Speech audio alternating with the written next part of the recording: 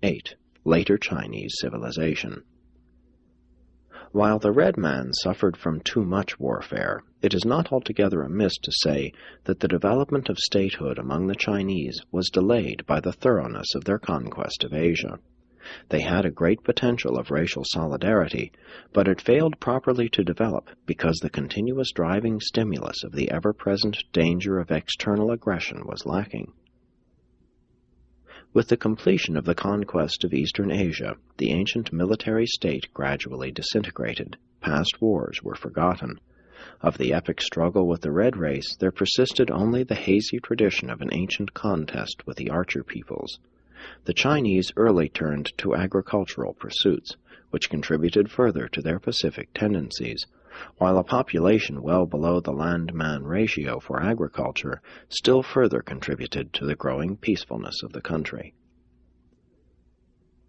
Consciousness of past achievements somewhat diminished in the present, the conservatism of an overwhelmingly agricultural people, and a well-developed family life equaled the birth of ancestor veneration, culminating in the custom of so honoring the men of the past as to border on worship.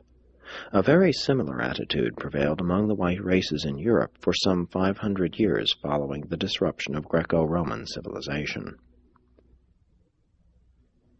The belief in and worship of the one truth, as taught by Singleton, never entirely died out, but as time passed, the search for new and higher truth became overshadowed by a growing tendency to venerate that which was already established. Slowly, the genius of the yellow race became diverted from the pursuit of the unknown to the preservation of the known, and this is the reason for the stagnation of what had been the world's most rapidly progressing civilization. Between 4000 and 500 BC, the political reunification of the Yellow race was consummated, but the cultural union of the Yangtze and Yellow River centers had already been effected. This political reunification of the later tribal groups was not without conflict, but the societal opinion of war remained low.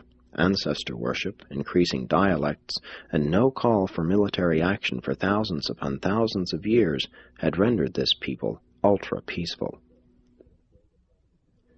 Despite failure to fulfill the promise of an early development of advanced statehood, the Yellow race did progressively move forward in the realization of the arts of civilization, especially in the realms of agriculture and horticulture. The hydraulic problems faced by the agriculturists in Shenxi and Honan demanded group cooperation for solution. Such irrigation and soil conservation difficulties contributed in no small measure to the development of interdependence, with the consequent promotion of peace among farming groups. Soon, developments in writing, together with the establishment of schools, contributed to the dissemination of knowledge on a previously unequaled scale. But the cumbersome nature of the ideographic writing system placed a numerical limit upon the learned classes, despite the early appearance of printing. And above all else, the process of social standardization and religio-philosophic dogmatization continued apace. The religious development of ancestor veneration became further complicated by a flood of superstitions involving nature worship, but lingering vestiges of a real concept of God remained preserved in the imperial worship of Shang-Ti. The great weakness of ancestor veneration is that it promotes a backward-looking philosophy. However wise it may be to glean wisdom from the past, it is folly to regard the past as the exclusive source of truth. Truth is relative and expanding. It lives always in the present, achieving new expression in each generation of men, even in each human life. The great strength in a veneration of ancestry is the value that such an attitude places upon the family. The amazing stability and persistence of Chinese culture is a consequence of the paramount position accorded the family, for civilization is directly dependent on the effective functioning of the family, and in China the family attained a social importance, even a religious significance, approached by few other peoples.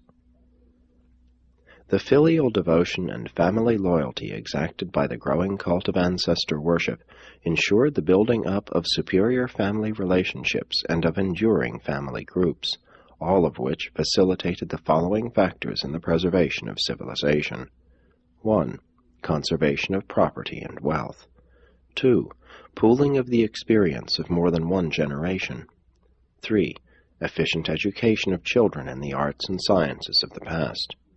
4. Development of a strong sense of duty, the enhancement of morality, and the augmentation of ethical sensitivity. The formative period of Chinese civilization, opening with the coming of the Andites, continues on down to the great ethical, moral, and semi-religious awakening of the 6th century before Christ. And Chinese tradition preserves the hazy record of the evolutionary past, the transition from mother to father family, the establishment of agriculture, the development of architecture, the initiation of industry. All these are successively narrated. And this story presents, with greater accuracy than any other similar account, the picture of the magnificent ascent of a superior people from the levels of barbarism. During this time, they passed from a primitive agricultural society to a higher social organization embracing cities, manufacture, metalworking, commercial exchange, government, writing, mathematics, art, science, and printing. And so the ancient civilization of the yellow race has persisted down through the centuries. It is almost 40,000 years since the first important advances were made in Chinese culture, and though there have been many retrogressions, the civilization of the sons of Han comes the nearest of all to presenting an unbroken picture of continual progression right on down to the times of the 20th century. The mechanical and religious developments of the white races have been of a high order, but they have never excelled the Chinese in family loyalty, group ethics, or personal morality. This ancient culture has contributed much to human happiness. Millions of human beings have lived and died blessed by its achievements.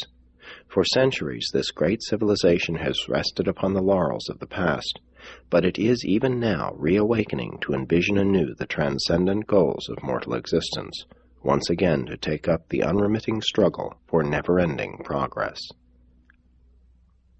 Presented by an Archangel of Nebadon.